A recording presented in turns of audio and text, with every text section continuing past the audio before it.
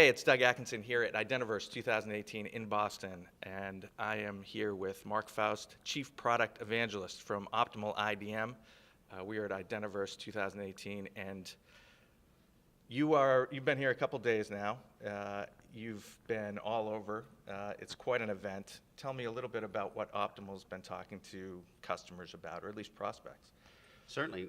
Well, first and foremost is always single sign-on. That comes up, of course. Federation, multi-factor authentication, virtual directory services, enterprise directory, lifecycle management, governance, reporting, auditing, things like that. So now, obviously, cybersecurity is a huge topic of conversation. That's why this event is so large this year. What are some of the kind of key triggers that you see when you're talking to prospects? What bring them to you? What keep them engaged? You know, what is really kind of the driving force these days? I know this is really kind of a have-to-have solution for enterprises. So there are multiple things. I couldn't tell you that there's any one particular driver. There are times when multi-factor will start the conversation. There are other times that the virtual directory will start the conversation. Governance certainly does, especially in today's cybersecurity world. Attestation sometimes, open standards, open protocols, the claims-aware applications on-prem to provide single sign-on to those solutions. So it's a number of different things. Sometimes it's user profile management, something as seemingly benign as it relates to cybersecurity. But even that starts a conversation sometimes. So what do you see as the roadmap or the path that enterprises are taking these days, from kind of dipping a toe in to really going all the way down and having kind of a full-blown enterprise suite of solutions? So for us, what we often see is that part of the enterprise is ready to move much faster than other parts, which means that often we'll have a fragmented type of implementation to begin with, and that's normal in any enterprise, especially large global enterprises, which we do. So what will happen is one part of the house will do something on the customer side as it relates to customers specifically. Another side of the house is very just interested in governance, auditing, reporting, generating some really specific types of things. And then maybe another side of the house is interested in risk-based type of authentications, or where the user's coming from, the context of where they come from. So you'll often find yourself landing into an opportunity where there are existing solutions that you need to either play with or sort out how to work around? Absolutely, absolutely. In fact, it reminds me of the days I spent more than 16 years at Microsoft, and going up through Microsoft. VMware was one of our competitors, and we had our own solution. And what we would find is that it was not an either-or conversation. I mean, you want it to be at times, but truthfully, almost every customer ran at our solution and theirs. So we are finding many times where we're there with a competitor, or more of another point solution that we're integrating with sometimes. It just depends on what side of the house. That's often the case where there's more than one vendor. And can that create its own set of vulnerabilities because they think somebody else has something covered that might not be necessarily being covered, and you're being brought in to do something that may be different, but you could cover as well?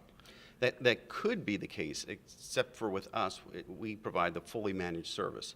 So we are going to do all the secure things that we need to on the back end based upon the customer requirements. We customize every single implementation specifically to what the customer wants, because we do everything in a private, dedicated, single-tenant cloud for the customers, our cloud services. So we'll customize and provide the security exactly what they want without having them to become experts at knowing our product and launching the console. So where are we right now in terms of the adoption curve? I know, obviously large enterprises have solutions, often multiple solutions. How far down are we in terms of, moving toward the mid-market, even SMB? That's a great question.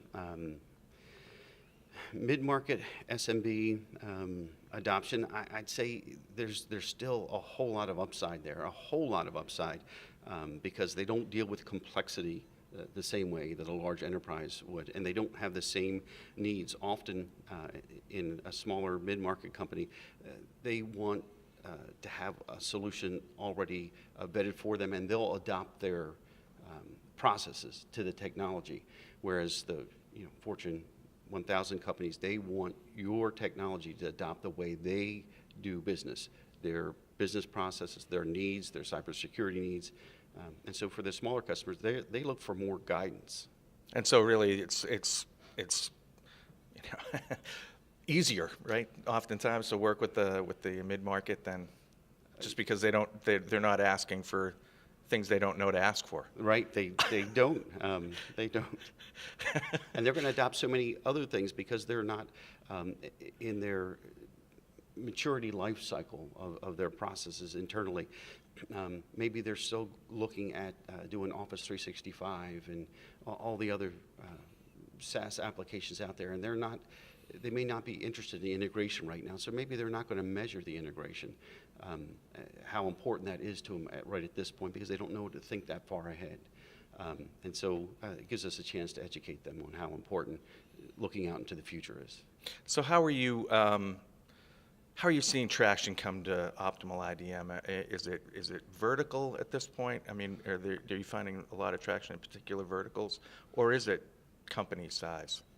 It's company size. We've tried to run the numbers to look at verticals and specifically target particular verticals, but every time that we start to focus and concentrate, we have a slew of opportunities that come in on a side that perhaps we weren't going to major in at a time, and it seems to come, of course, like all this business, in spurts. It might be a number of opportunities on the government side, and then translate directly over into auditing and some GDPR things in Europe.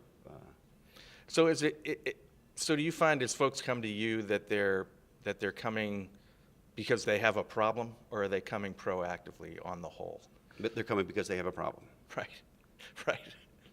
And so what are some of the typical problems that a mid-market company might find that say, we gotta get on the phone and get Optimal IDM in here?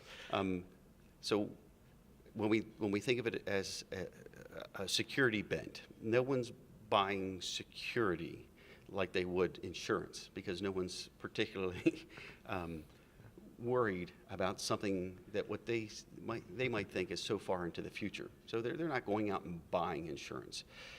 What they're waiting for is something bad or tragic to happen internally. Right. So whether that's ransomware or getting hacked multiple times over and over to the point of frustration, where they're willing to reach out and then do something very drastically, that becomes actually quite an easy opportunity to deal with. And do people realize how much they're under attack at this point? I mean, can they see that? The everyday administrators absolutely do, but how much they can quantify that risk up into the top layers, that becomes the challenge. I mean, how do you quantify what security's worth at a CXO layer? I mean, you have to put it in real dollars. What's the risk to the company's reputation? What's the risk? Right. Just throwing out $1 billion per whatever, it falls on deaf ears a lot of times. Right. The numbers just are hard to internalize. Right. Well, this is certainly something that is a have to have these days in the worlds of nice to have, have to have. That's why we're here at Identiverse. That's why Optimal IDM is thriving. Thanks very much for being here, Mark. Appreciate the time. I appreciate it also. Thank you very much.